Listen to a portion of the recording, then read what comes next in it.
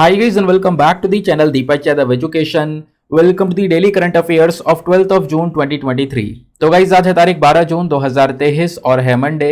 आज की तारीख से जितने भी मोस्ट इंपॉर्टेंट करंट अफेयर्स बनेंगे उन सभी करंट अफेयर्स को हम यहाँ पर डिटेल से डिस्कस करेंगे।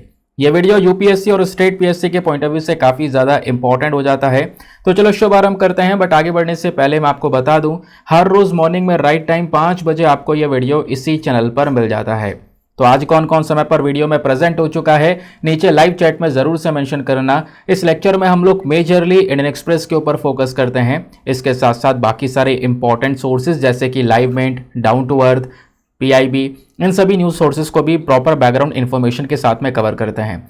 इस लेक्चर का जो एंड है वो बहुत इंपॉर्टेंट है, उसको मिस मत करना। अगर आप उसको मिस करते हो तो काफी बड़ी मिस्टेक करने वाले हो, क्योंकि वीडियो के लास्ट में डेली बेसिस पर आपको क्वेश्चंस की प्रैक्टिस करवाई जाती है। तो उन क्वेश्चंस को अटेम्प्ट करना, जो भी आपका स्कोर आएगा उसको नीचे कमेंट सेक्शन में लिखना। एक हाई कॉन्फिडेंस आपके अंदर आता हुआ नजर आएगा। बाकी इस लेक्चर का पीडीएफ चाहिए तो उसके लिए आपने टेलीग्राम पर जाना है, वहां पे जाके सर्च बॉक्स में लिखना है दीपक यादव एजुकेशन यूपीएससी, आपको एक टेलीग्राम चैनल मिलेगा। वहां से आप डेली बेसिस पर इस लेक्चर के पीडीएफ को डाउनलोड कर सकते हो। और अगर आप मेरे साथ में पर्सनली जुड़ना चाहते हो तो उसके लिए इंस्टाग्राम पे जा सकते हो, वहां पे जाके लिखना अगेन दीपक यादव एजुकेशन, मेरा प्रोफाइल मिलेगा जहां पे 12,000 से ज्यादा लोग ऑलरेडी जुड़ चुके हैं। आप भी मेरे साथ में पर्सनली जुड़ सकते हो। नाउ स्टार्ट करते हैं आज के इस इंपॉर्टेंट से सेशन को। सबसे पहले आर्टिकल में बात की जा रही है मेतुर डैम के बारे में। तो डैम क्यों है न्यूज में, प्लस इस डैम के बारे में फैक्चुअल डेटा जो आपसे प्रीलिम्स में पूछा जा सकता है, वो सारी चीजें हम कवर करने वाले हैं। कावेरी नदी के बारे में सभी ने सुना है। तो जो कावेरी वाटर है ना, उस नदी का जो पानी है उसको अभी रिलीज किया जाएगा मेतुर डैम से। जो हमारे फार्मर्स हैं अलग अलग डिस्ट्रिक्ट में वो तैयारी कर रहे हैं ताकि जो कुरुवई है उसकी कल्टीवेशन कर सके, उसको वो उगा सकें जैसे ही यहाँ पर यह रिवर का पानी पहुंचेगा फील्ड तक।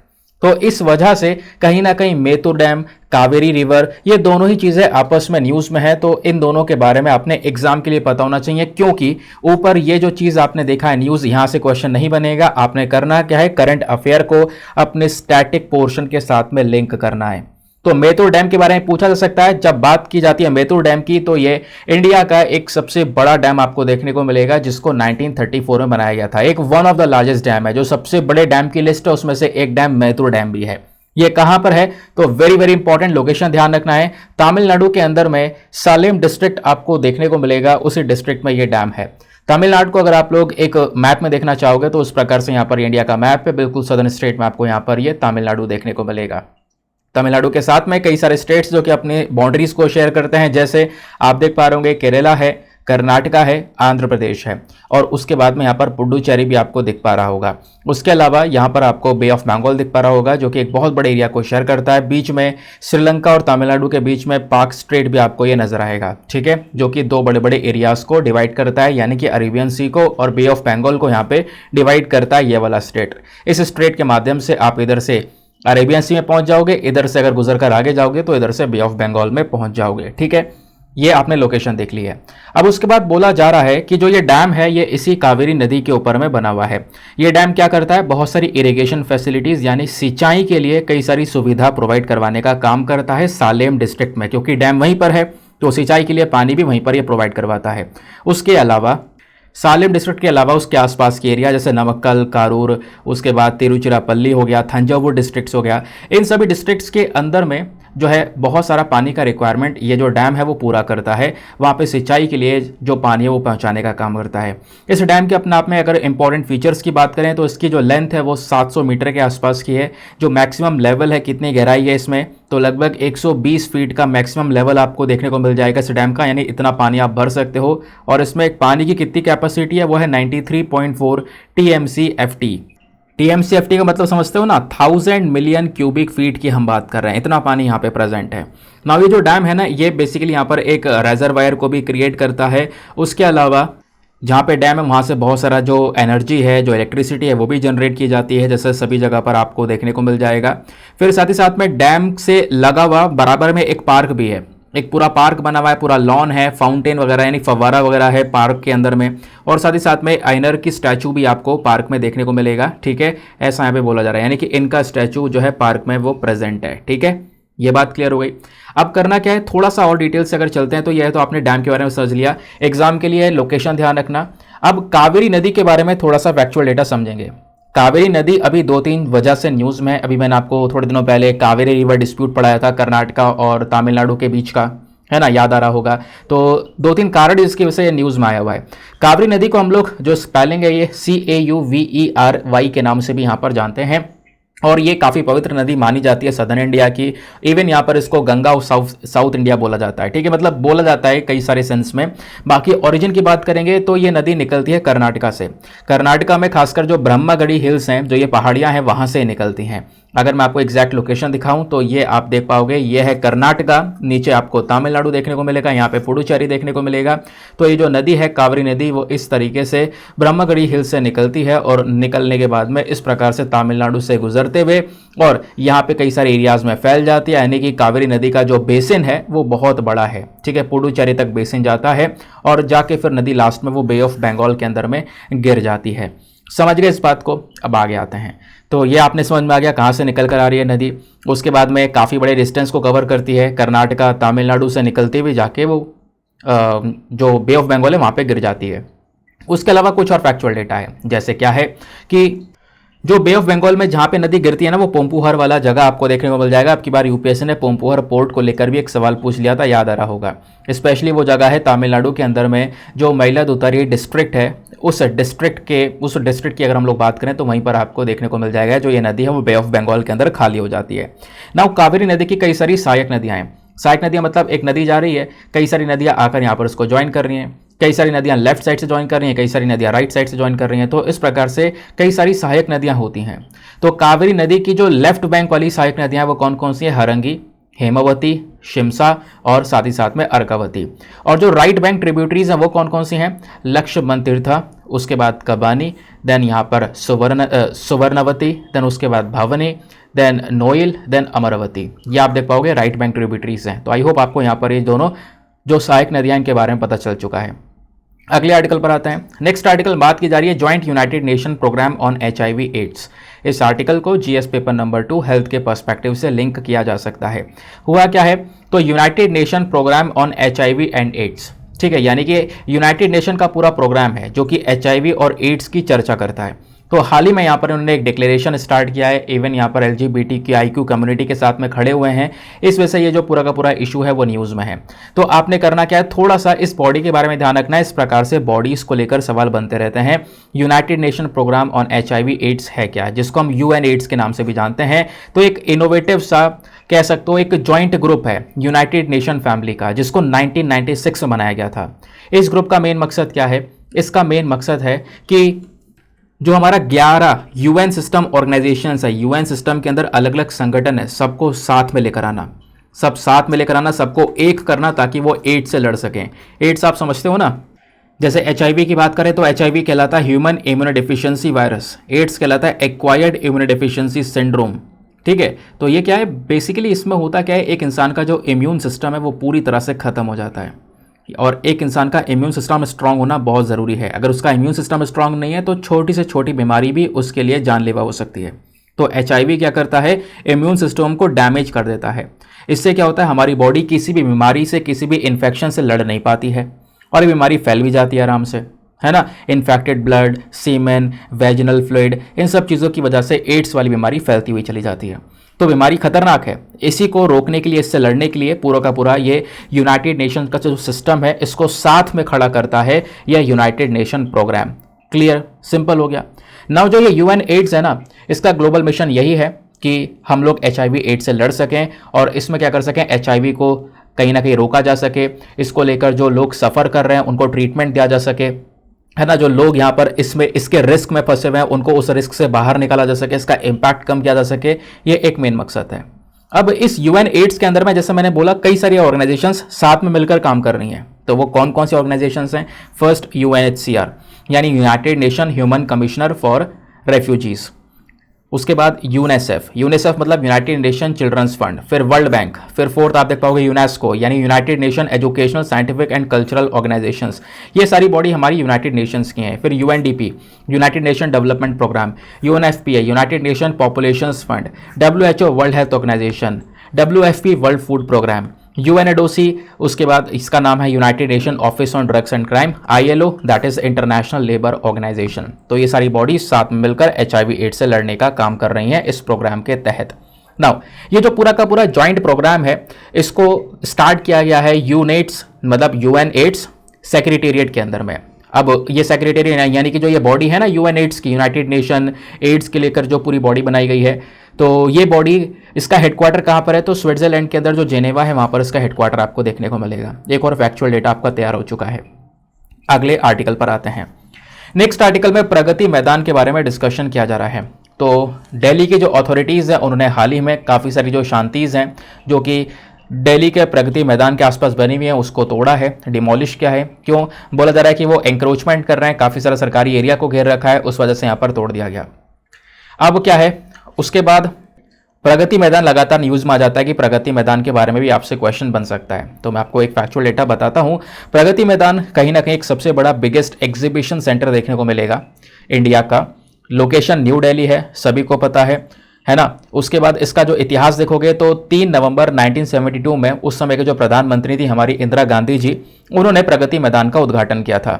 जो पहला शो हुआ था ना, एशिया 72 ट्रेड शो, वो भी वहाँ पर किया गया था।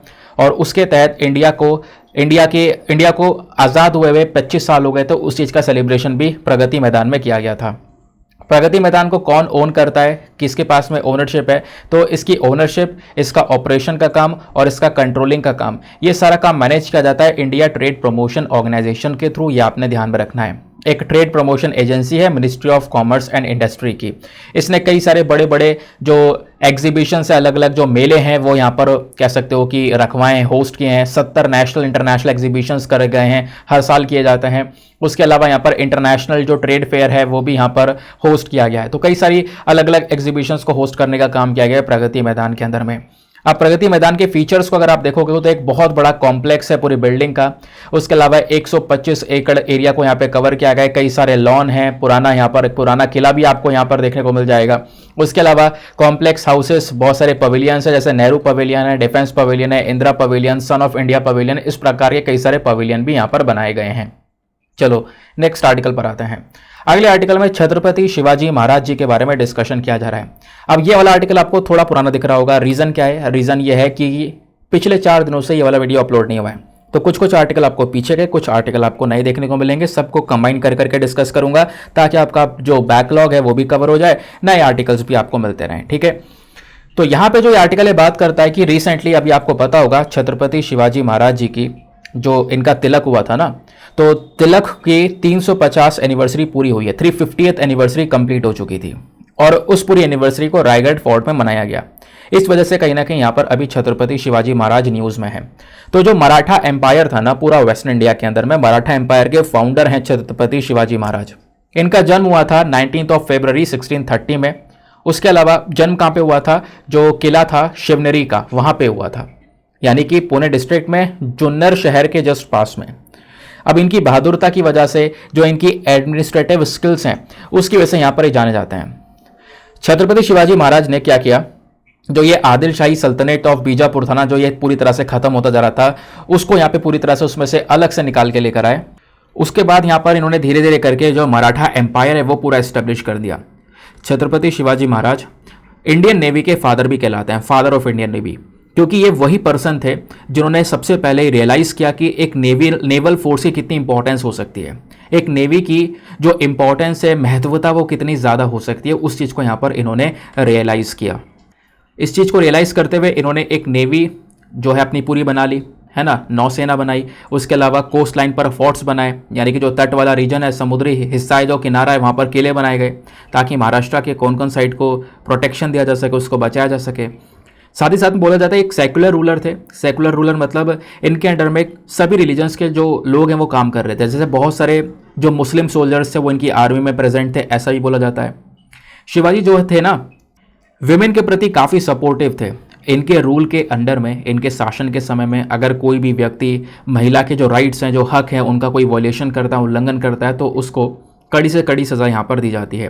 प्लस इनके पास में एक काउंसिल ऑफ मिनिस्टर था जिसका नाम है अष्टप्रधान। अष्टप्रधान यहाँ पे पूरा मिनिस्टर्स का पूरा काउंसिल था, जहाँ पे वो सारे मंत्री मिलकर छत्रपति शिवाजी महाराज जी को एडवाइस देते थे अलग अलग मैटर्स के ऊपर में। बट वो एडवाइस को माने ना माने वो उनके ऊपर था।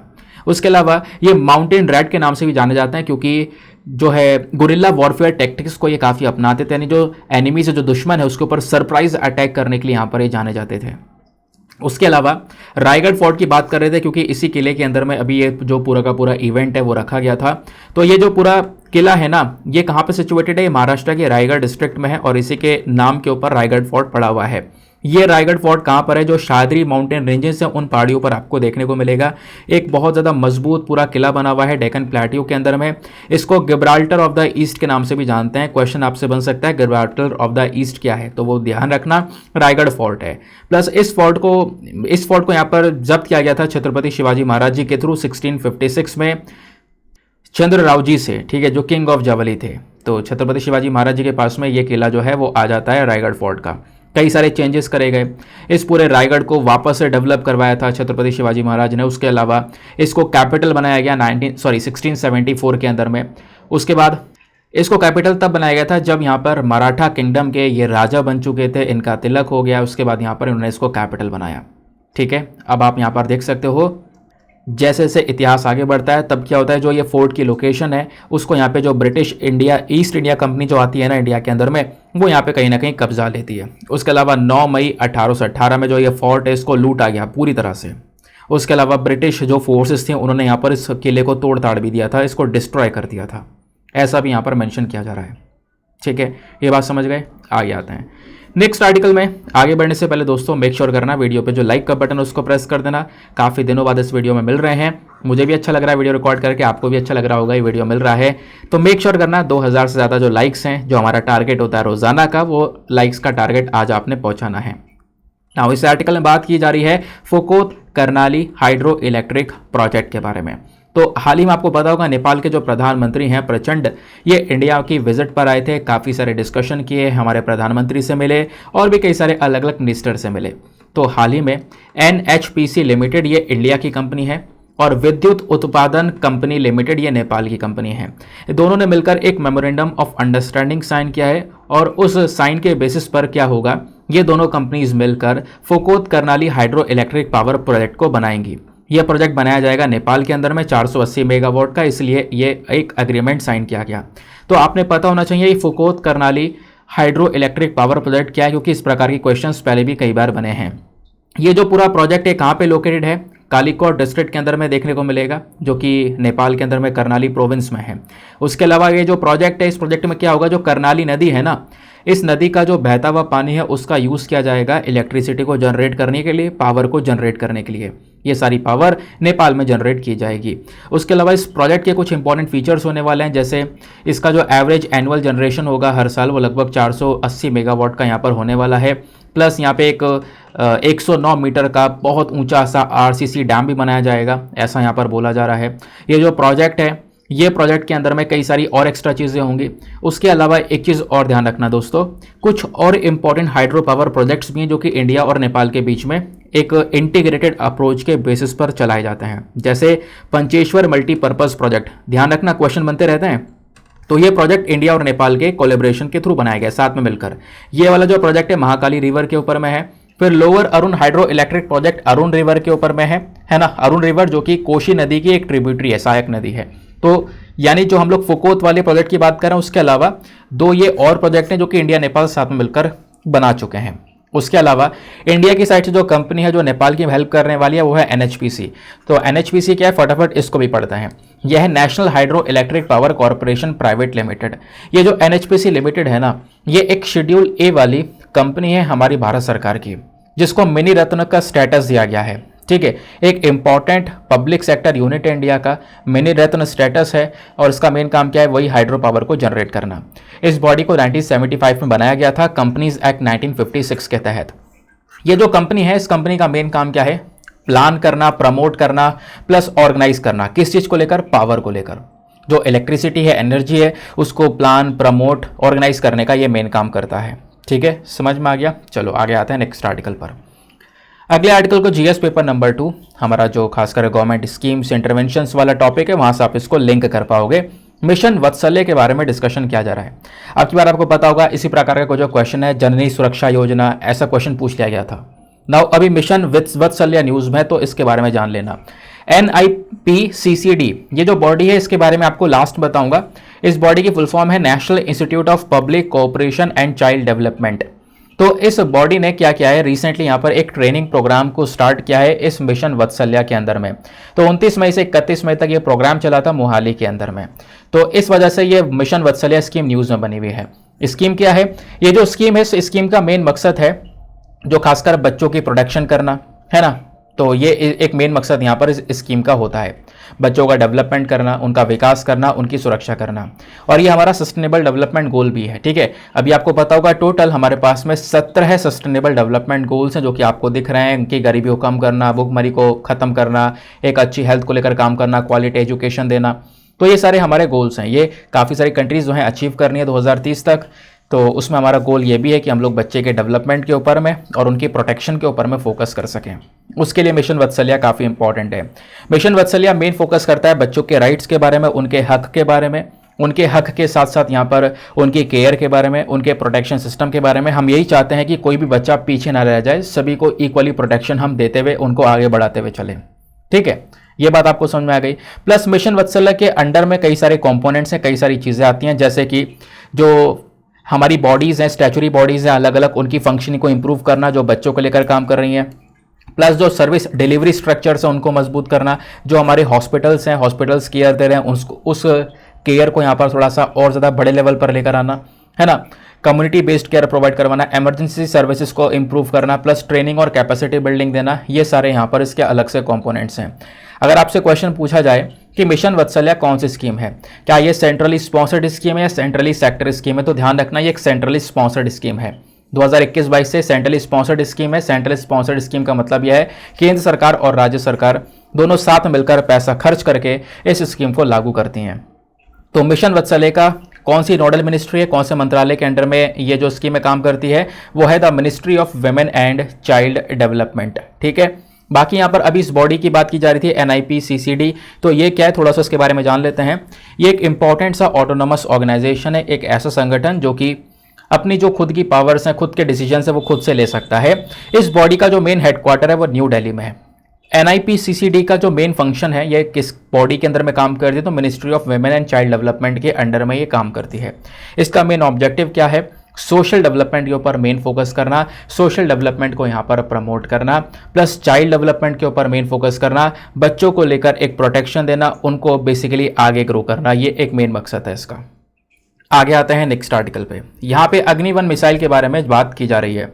आओ देखते हैं क्या हुआ है। हाल ही में एक successful training launch of a medium range ballistic missile, ठीक है, यानी कि जो हमारी एक मीडियम रेंज बैलिस्टिक मिसाइल है उसको यहाँ पर उसका एक ट्रेनिंग लॉन्च किया गया है रिसेंटली, अग्नि-1 जिसकी हम लोग बात कर रहे हैं। कहाँ से लॉन्च किया गया है, APJ अब्दुल कलाम आइलैंड से। इस वजह से यहाँ पर ये न्यूज़ में है अग्नि-1 मिसाइल। तो अब की बार भी यहाँ पर क्वेश्चन बना था अग्नि मिसाइल को लेकर, याद होगा, और पहले भी UPSC अग्नि मिसाइल को लेकर सवाल पूछ चुका है। तो अग्नि-1 मिसाइल जो है एक बैलिस्टिक मिसाइल है, बैलिस्टिक मिसाइल जो कि इस प्रकार से यहाँ पर ट्रैवल करती है, यानी यहाँ से आपने छोड़ा तो एक बार एनवायरमेंट से बाहर निकलेगी, वापस एंटर करेगी, अपने टारगेट को हिट करेगी, तो वो कहलाती है बैलिस्टिक मिसाइल। तो अग्नि-1 बैलिस्टिक मिसाइल है प्लस एक मीडियम रेंज की मिसाइल है, यानी कि इसकी जो रेंज है वो 700 से 900 किलोमीटर के आसपास है। इतना दूर अगर आपका टारगेट है तो उसको आराम से हिट कर सकती है। सिंगल स्टेज की मिसाइल है, सॉलिड फ्यूल का यहाँ पर यूज़ किया जाता है इस मिसाइल के अंदर में। इसके अंदर ताकत है कि 1000 kg का जो न्यूक्लियर वॉरहेड है, जो बॉम्ब है, वो लेकर चल सकती है। प्लस अग्नि-1 मिसाइल का जो लेटेस्ट अपग्रेड है वो भी यहाँ पर आ रहा है, वो काफ़ी एक्यूरेट है, काफ़ी और सटीक है, और बाकी हमारे पुराने वाले अग्नि मिसाइल से ज़्यादा इम्प्रूव्ड मिसाइल आपको ये देखने को मिलेगा। उसके अलावा अग्नि-1 मिसाइल की सबसे पहली बार टेस्टिंग 2002 में की गई थी, है ना। उसके बाद यहाँ पर इंडिया की जो स्ट्रेटेजिक हमारी फोर्सेस हैं उनमें पहली बार 2007 में इसको डिप्लॉय किया गया। अग्नि-1 मिसाइल कहाँ से ओरिजिनेट हुई है, तो इंडिया का एक प्रोग्राम था 1983 का, जिसको हम लोग बोलते हैं IGMDP प्रोग्राम, यानी integrated guided missile development programme.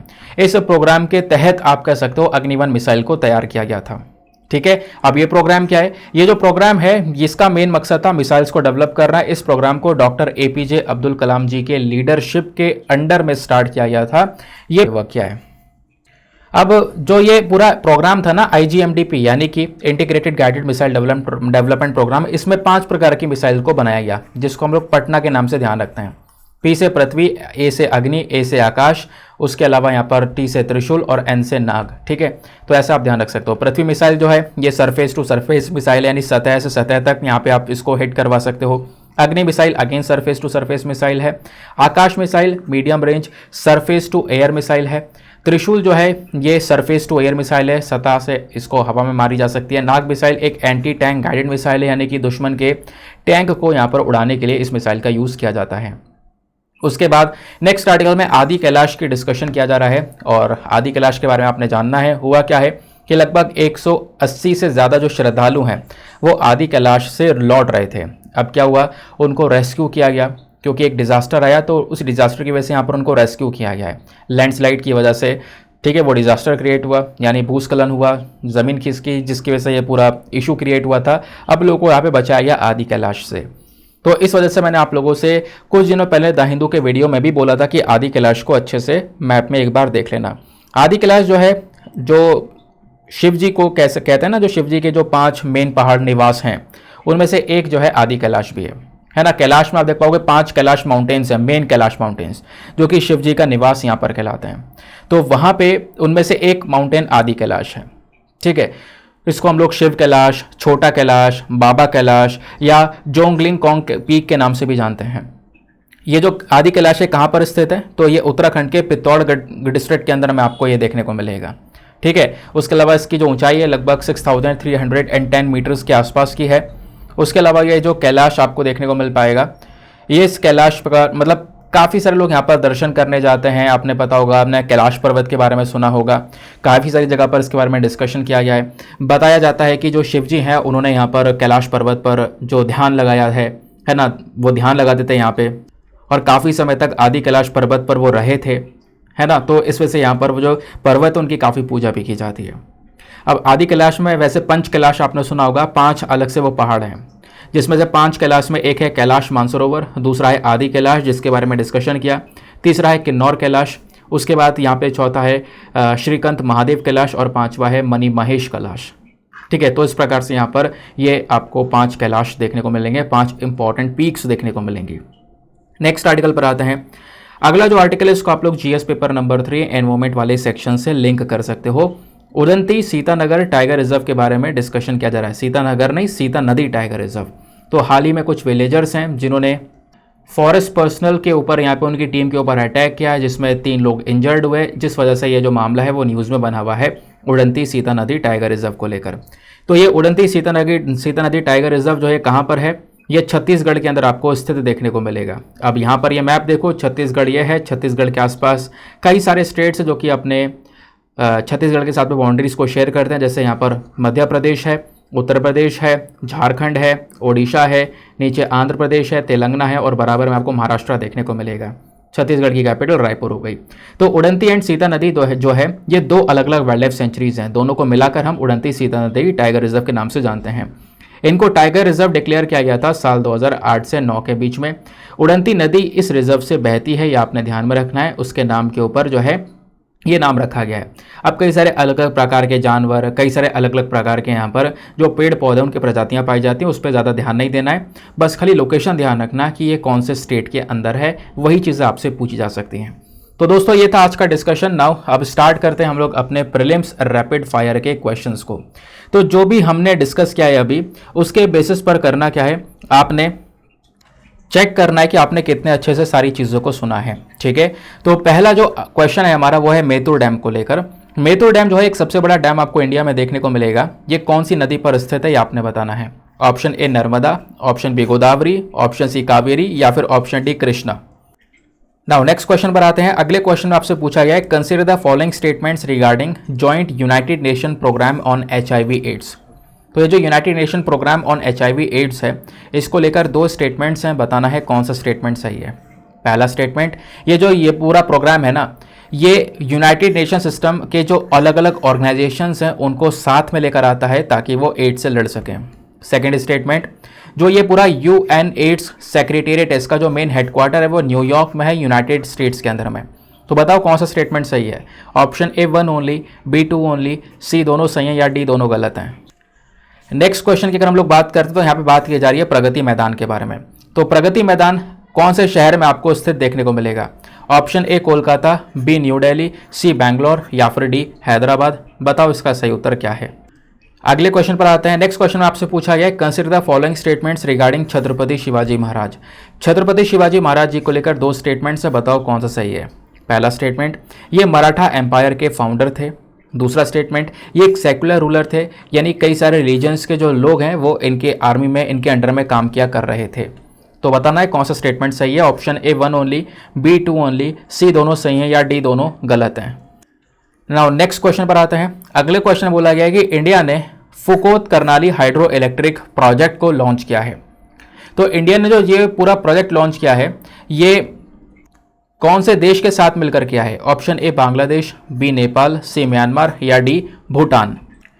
अगले क्वेश्चन पर आते हैं। नेक्स्ट क्वेश्चन इंपॉर्टेंट है। यहाँ पे बात की जा रही है consider the following statements with the reference of mission Vatsalya. Mission Vatsalya को लेकर दो स्टेटमेंट्स है, बताना है कौन सा सही है। पहला स्टेटमेंट, मिशन वत्सल्य का मेन मकसद क्या है? जो हमारे चाइल्ड है, जो बच्चे हैं, उनकी प्रोटेक्शन करना, उनकी प्रायोरिटीज़ की प्रोटेक्शन करना, उनके डेवलपमेंट के ऊपर फोकस करना, जो कि हमारे सस्टेनेबल डेवलपमेंट गोल का हिस्सा भी है। सेकेंड स्टेटमेंट, मिशन वत्सल्य को लागू किया गया है ministry of health and family welfare के थ्रू। तो बताना है कौन सा स्टेटमेंट सही है। Option A 1 only, B 2 only, C दोनों सही हैं या डी दोनों गलत हैं। नाउ अगले क्वेश्चन पर आते हैं। नेक्स्ट क्वेश्चन में आपसे पूछा गया है which of the following statements are correct with reference to Agni one missile. Agni one missile को लेकर दोनों में से कौन सा स्टेटमेंट सही है। पहला स्टेटमेंट, ये एक solid fuel medium range ballistic missile है, मीडियम रेंज बैलिस्टिक मिसाइल है। सेकेंड स्टेटमेंट, इस अग्नि-1 को बनाया गया है, तैयार किया गया है integrated guided missile development programme के अंडर में। तो बताना है कौन सा स्टेटमेंट सही है। Option A 1 only, B 2 only, C दोनों सही हैं या डी दोनों गलत हैं। तो दोस्तों ये थे हमारे सारे के सारे क्वेश्चंस। आई होप आप लोगों ने मैक्सिमम क्वेश्चंस को बिल्कुल सही अटेम्प्ट किया होगा। चलो फिर देखते हैं क्या हैं सभी क्वेश्चंस के आंसर्स। लास्ट वाले क्वेश्चन से मैं आपको आंसर बताना स्टार्ट करूंगा। तो आखिरी क्वेश्चन में आपसे अग्नि-1 मिसाइल के बारे में पूछा गया था कि बताओ दोनों स्टेटमेंट में से कौन सा स्टेटमेंट सही है। यहाँ पर दोनों के दोनों स्टेटमेंट सही है, क्योंकि एक प्रकार का solid fuel medium range ballistic missile है, ये भी बात सही है। दूसरा, IGMDP प्रोग्राम के अंडर में इसको तैयार किया गया, ये प्रोग्राम जो कि डॉक्टर APJ अब्दुल कलाम जी की लीडरशिप के अंदर चलाया गया था। फिर अगले क्वेश्चन में पूछा गया था मिशन वत्सल्य को लेकर बताओ कौन सा स्टेटमेंट सही है। केवल पहला स्टेटमेंट सही है, दूसरा गलत है। पहला तो सही है क्योंकि चाइल्ड प्रोटेक्शन को लेकर बात करता है, दूसरा इसलिए गलत है क्योंकि ministry of health and family welfare ने इसको इंप्लीमेंट नहीं किया है। तो कौन से मंत्रालय ने किया है? Ministry of women and child development के अंडर में आता है। नेक्स्ट क्वेश्चन में पूछा गया है Phukot Karnali hydro electric power project ये भारत ने कौन से देश के साथ मिलकर लॉन्च किया है? तो सही उत्तर है ऑप्शन नंबर बी, नेपाल। फिर अगले क्वेश्चन में आपसे पूछा गया था छत्रपति शिवाजी महाराज जी को लेकर कि बताओ कौन सा स्टेटमेंट सही है। यहाँ पे दोनों के दोनों स्टेटमेंट सही हैं, मराठा एम्पायर के फाउंडर भी हैं, प्लस ये सेकुलर रूलर भी थे। अगले क्वेश्चन में पूछा गया था प्रगति मैदान, बहुत सरल सा क्वेश्चन था, कौन से शहर में है? तो बिल्कुल सही उत्तर है option number B, new Delhi. फिर नेक्स्ट क्वेश्चन पूछा गया था UN-AIDS को लेकर बताओ कौन सा स्टेटमेंट सही है। तो पहला तो बिल्कुल सही है, दूसरा गलत है। पहला इसलिए सही है क्योंकि ये वाकई में यूनाइटेड नेशन सिस्टम ऑर्गेनाइजेशंस को साथ में लेकर आता है ताकि वो एड्स से लड़ सकें। दूसरा इसलिए गलत है क्योंकि इसका जो हेडक्वार्टर है वो न्यूयॉर्क में ना होकर स्विट्जरलैंड के अंदर जेनेवा में है, आपको पढ़ाया था। ठीक है, ऑप्शन ए इसका सही हो जाता है। फिर नेक्स्ट क्वेश्चन पूछा गया था मेतुर डैम कौन से नदी पर है? तो ऑप्शन नंबर सी, कावेरी नदी पर आपको मेतुर डैम देखने को मिल जाएगा। तो दोस्तों ये था सारा का सारा डिस्कशन। आई होप आपको मजा आ चुका होगा, बहुत कुछ जानने को मिला होगा। तो कितने क्वेश्चन सही किए हैं आपने ज़रा नीचे कमेंट सेक्शन में बताना, कहाँ पे गलत हुई मेंशन करना। बाकी कल फिर से आपसे वीडियो में मिलेंगे, कल फिर से प्रैक्टिस करना और देखना आपने कितने ज़्यादा अच्छे से चीज़ों को सुना है, क्योंकि यहाँ पे कहीं ना कहीं आपकी कंसंट्रेशन पावर, आपकी हियरिंग पावर को भी चेक किया जा रहा है। जितने अच्छे से सुनोगे उतने सही क्वेश्चंस को अटेम्प्ट कर पाओगे, इससे आपका कंसंट्रेशन लेवल, फोकस लेवल भी बढ़ेगा। ठीक है, नाउ मिलते हैं आपसे अगले वीडियो में। आज के लिए bye bye, have a nice day, thank you and जय हिंद।